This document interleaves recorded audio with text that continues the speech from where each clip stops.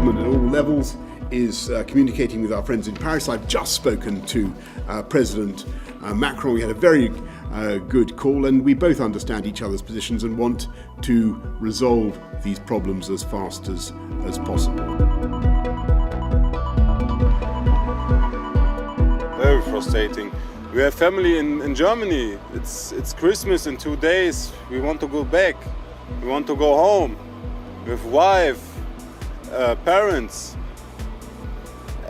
Nobody can help us. I want to stress that we in the UK fully understand the anxieties of our friends about COVID, their anxieties about the new variant. But it's also true that we believe the risks of transmission by a solitary driver sitting alone in the cab are really very low.